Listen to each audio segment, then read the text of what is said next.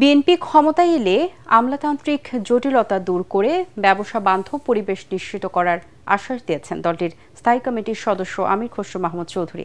বিকেল রাজধানীতে এক আলোচনা অনুষ্ঠানে তিনি এই প্রতিশ্রুতি দেন।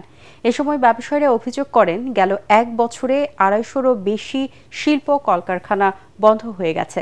এখনই পদক্ষেপ না নিলে দীর্ঘমেয়াদে পোশাক রপ্তানি খাত ক্ষতিগ্রস্ত বলে তাদের আশঙ্কা। তরিক ইসলামের রিপোর্ট। বাংলাদেশের তৈরি পোশাক খাতের বর্তমান সংকট ও পুনরুদ্ধারের পথ নিয়ে আলোচনা সভার আয়োজন করে Bangladesh garment buying house association BGBA। আলোচনায় উঠে আসে ব্যবসা বাণিজ্যের ক্ষেত্রে আমলাতান্ত্রিক জটিলতা, জ্বালানি সংকট ও নীতি সহায়তার বিষয়।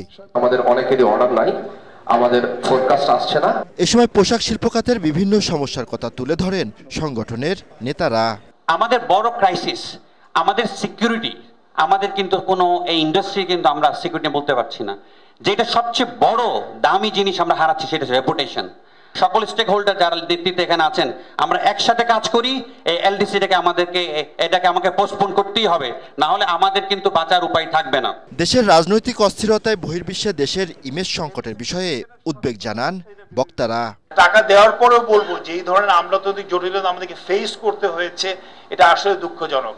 সঠিক লোক যদি সঠিক জায়গায় না যায়, আপনার সঠিক সিদ্ধান্ত হবে না।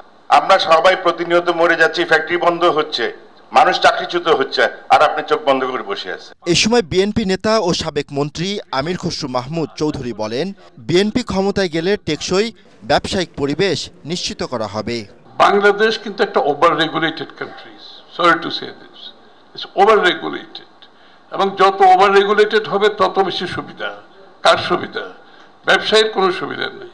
সুবিধা হচ্ছে যারা রেগুলেশন করছে, এক্সিকিউট করছে, তাদের সুবিধা। আর যারা ফাঁকি দিচ্ছে, যারা চুরি করছে, তাদেরও সুবিধা।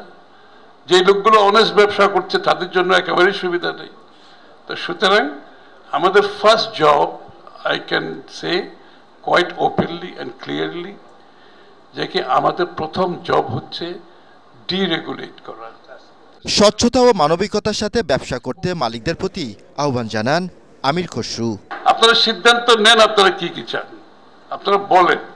Do your homework, do your research and come up with the proposal. Tariq Islam, ATN Bangla, Dhaka. ধন্যবাদ জানাচ্ছি এটার আজকের আয়োজনে।